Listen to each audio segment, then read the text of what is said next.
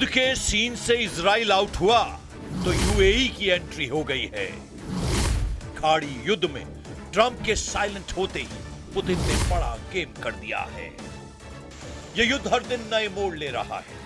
जहां कभी अमेरिका हावी था, वहां अब ईरान अपनी मनमानी कर रहा है। ईरान ने धमकी दी है कि ट्रंप ने 12 दिन के युद्ध के बाद बार बार धोखा दिया है, उसे अब ईरान बर्दाश्त नहीं करने वाला। رو جلو ببره ولی یک سری اصول ثابت داره سیاست خارجی ما که هر دولتی سعی میکنه اونها رو به جلو ببره. در دولت آیت ट्रंप का खतरनाक जंगी बेड़ा ईरान की तरफ तेजी से बढ़ रहा है। यूएसएस जॉर्ज वॉशिंगटन के डेक से तनातन जंगी जेट उड़ रहे हैं। ये वॉर ट्रेलर अमेरिका ने संयुक्त अरब अमीरात पर मिसाइल हमले के बाद रिलीज किया है। ट्रंप फोर्स इस वक्त दिमाग बहुत ज्यादा खराब हो रखा है। जंगी पेड़ों से टेक ऑफ करते जंगी जेट की आग ट्रंप के गुस्से को बयां कर रही है, क्योंकि ईरान की तरफ से मिल रहे चैलेंज का कोई जवाब अमेरिकी सेना नहीं दे पा रही है। ऊपर से प्रेसिडेंट डोनाल्ड ट्रंप ने ईरान पर एक्शन लेने में ज्यादा टाइम ले लिया है कि अब अमेरिकी कैंप में टेंशन बढ़ने लगी है। उधर ईरान ने अमेरिका से जमीनी युद्ध की फूल प्रूफ तैयारी का ऐलान कर दिया है।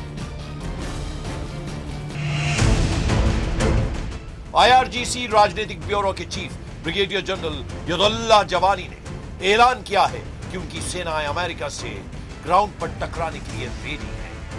आईआरजीसी प्रवक्ता हुसैन महब्बी ने अमेरिका और उसके सहयोगी खाड़ी देशों के बुनियादी ढांचों जैसे एनर्जी नेटवर्क, पावर प्लांट और इंटरनेट से जुड़े सिस्टम को ईरान का अगला टारगेट बताया है। खाड़ी देशों को धमकी देने के साथ ही ईरान ने अपने खेमे में आने का न्योता भी दे दिया है। در جنگ رمضان قدرت مقاومت ایران را درک کردند. مقاومت در عراق هم یکی از عناصر قدرت این کشور است.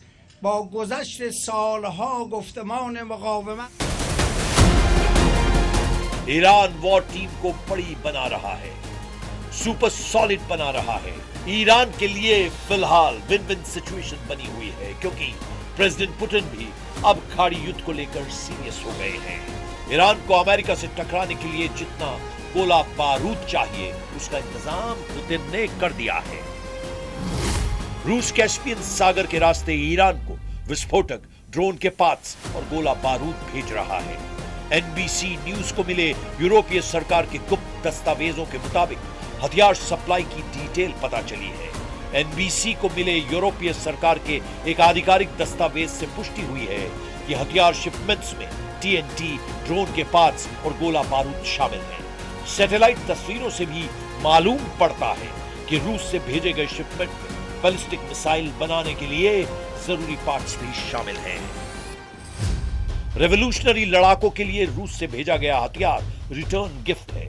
ये ट्रांसफर मॉस्को और तेहरान के बीच सैन्य संबंधों में बड़े बदलाव को दिखा रहा है।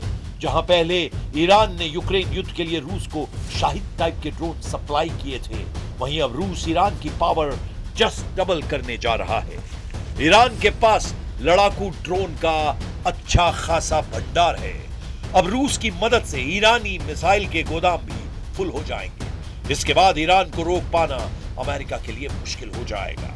ईरान हथियारों का इंतजाम करने के साथ इमोशनल कार्ड भी आजमाने लगा है।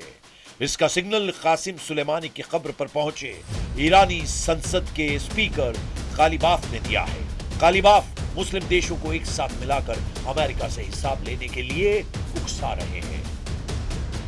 به عنوان کانون اصلی جبهه باطل زمانی که دید نمیتواند جلو تقویت و گسترش جبهه مقاومت را بگیرد، دو تن از مردان بزرگ جبهه حق را ترور کرد.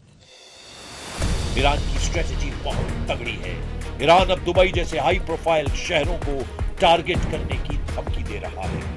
उधर ट्रंप फोर्स को जॉर्डन में मिले झटके से उबर पाना मुश्किल हो रहा है। वॉल स्ट्रीट जर्नल के मुताबिक जॉर्डन में जिस तरीके से ईरान ने अमेरिकी सैन्य ठिकानों पर सटीक हमला किया, उससे अमेरिका हैरान है। अमेरिका को लग रहा था कि चीन के इनपुट से ईरान ने हमला किया है, लेकिन अब इस्लामिक रेवोल्यूशनरी गार्ड ने दावा किया है कि कि जॉर्डन के अंदर से उन्हें मदद मिली है। वहीं जॉर्डन ईरान के दावे पर टोटल साइलेंट हो गया है, जबकि ईरान में अमेरिका की पिटाई पर जबरदस्त जोश दिखाई दे रहा है। तेहरान की गलियों में बैनर पोस्टर के जरिए डोनाल्ड ट्रंप को हराने का ऐलान किया जा रहा है। तेहरान में बैनर पर ट्रंप का माखौल उड़ाने वाली तस्वीरें दिखाई जा रही हैं, जिसमें उनके दिए गए नारे के चीथड़े उड़ाए गए हैं। एक तरफ ईरान अमेरिका पर दबाव बनाने का कोई मौका नहीं छोड़ रहा है, तो दूसरी ओर कुछ अमेरिकी अधिकारियों के दावों से भी ट्रंप का हौसला पस्त हो सकता है।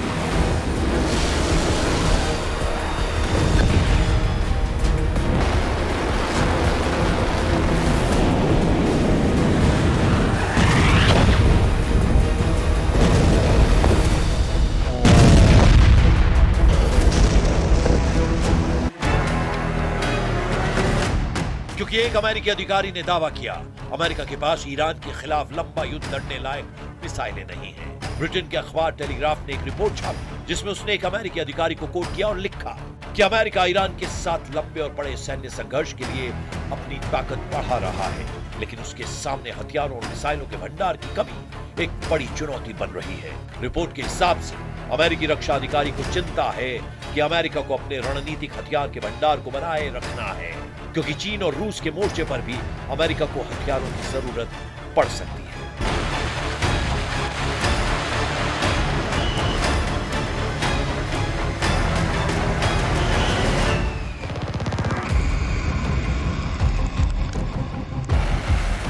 जब अमेरिकी सेना ईरान के हमलों से खौफजदा है,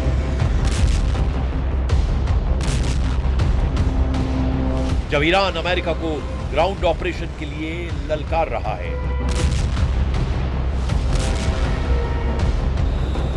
तब हथियारों की किल्लत की रिपोर्ट डबल झटके से कम नहीं। लेकिन ट्रंप का मूड खराब करने वाला एक बयान इजराइल से भी आया है।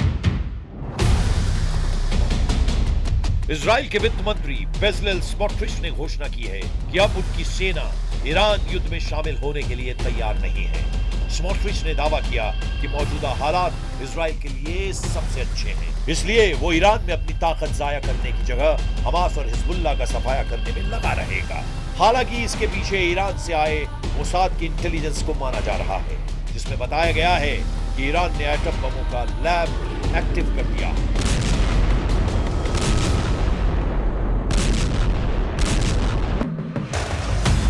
मोसाद ने रिपोर्ट दी है कि ईरान ने पिछले साल अपने यूरेनियम संवर्धन सेंट्रीफ्यूज को पिकैक्स माउंटेन के पीछे गहरी सुरंगों में पहुंचा दिया था।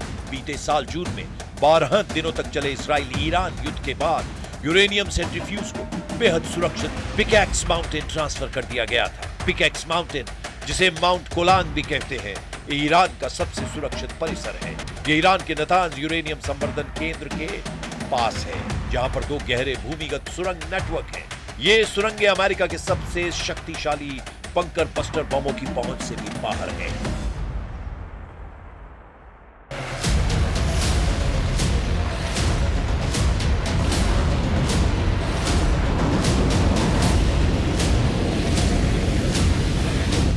ईरान के एटमी प्रोग्राम पर मिले अलर्ट से अमेरिका और इजराइल बेहद गुस्से में है।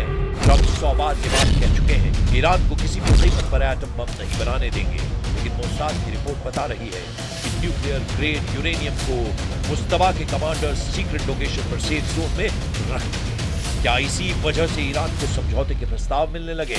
ईरान ने बताया कि कई देशों ने फिर से बातचीत का माहौल बनाना शुरू कर दिया है।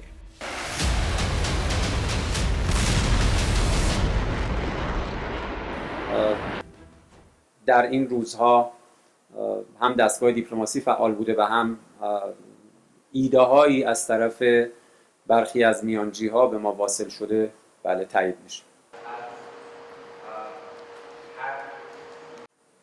مذاکره و جنگ طریقیت داره. هدف رو گم نکنیم. هدف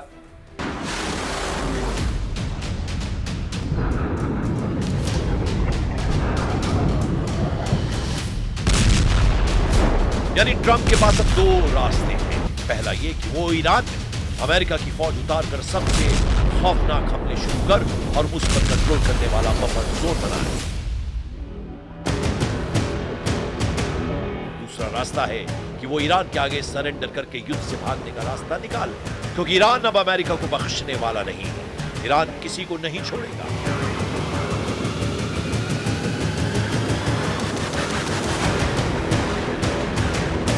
ईरान सभी दुश्मनों का दम उखाड़ कर रुकेगा। वो अमेरिका है, इजराइल है या फिर खाड़ी देशों में ट्रंप परस्त कोई भी दुश्मन। अब ईरान की रेंज में अमेरिका का एक एक अड्डा आ गया है, जिन्हें बचाने के लिए डोनाल्ड ट्रंप ईरान में सेना भेजने का प्लान बना रहे हैं। मकसद हॉर्मुज के करीब बफर जोन बनाना है, जिससे ईरान तेल के जहाजों को निशाना न बना पाए। साथ ही अमेरिका ने अगर ईरान की जमीन पर कब्जा जमाया तो ईरान की लाइफलाइन कट सकती है।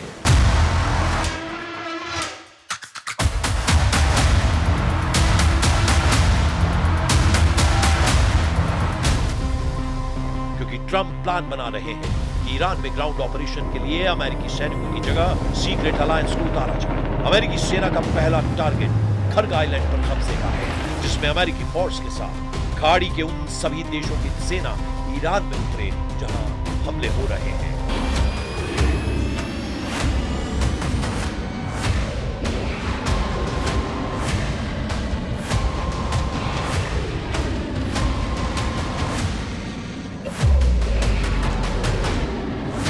मगर इस मिशन में अमेरिका के साथ क्या हो सकता है, उसका नफा नुकसान तौला जा रहा है। ईरान के खर्ग और खुजिस्तान आइलैंड ट्रंप की पहला जमीनी हमला झेल सकते हैं, इसलिए इनके बारे में बहुत जरूरी बातें समझ लीजिए।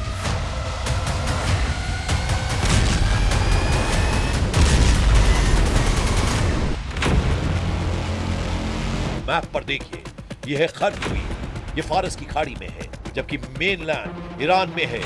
ये जगह है खुजिस्तान। इस इलाके में ईरान का बॉर्डर इराक से लगता है। ये दोनों जगह इस वक्त युद्ध के हॉट पॉइंट बने हुए हैं। खर्ग द्वीप पर ईरान के तेल निर्यात का टर्मिनल है, यहीं से उसके 90% तेल का निर्यात होता है। जबकि खर्ग द्वीप से जो तेल निर्यात किया जाता है, ईरान के खुजिस्तान प्रांत से निकाला जाता है। खुजिस्तान को ईरान की एनर्जी कैपिटल कहा जाता है। ईरान का 80% तेल खुजिस्तान की जमीन से निकाला जाता है।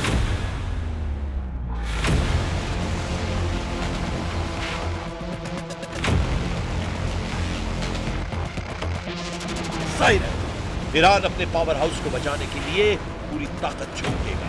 ईरान की ग्राउंड फोर्स को ट्रंप हल्के में नहीं ले सकता। ईरान की फौज 6.5 लाख है। इसके अलावा पैरा मिलिट्री फोर्स 2.5 लाख के बराबर है, जबकि ईरान में एक्टिव वर्सेस फोर्स 20 लाख तक हो सकती है।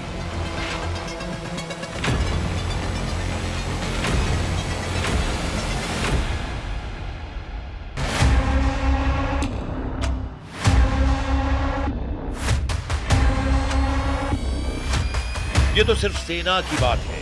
ईरान के 9 करोड़ लोग अमेरिका से युद्ध का ऐलान कर रहे हैं।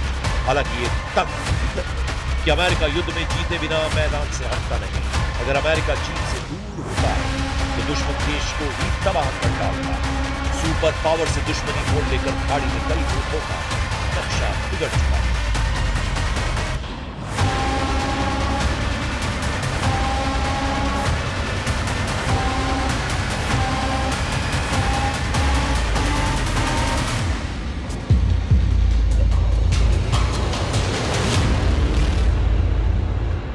अभी ईरान पर ट्रंप सिक्योरिटी का बहाना बनाकर हमला कर रहे हैं। चुने हुए ठिकानों पर धमाके हो रहे हैं। जिस दिन अमेरिका ने फुल स्केल वॉर शुरू की, यकीन मानिए बर्बादी का अंदाजा लगाना मुश्किल हो जाएगा।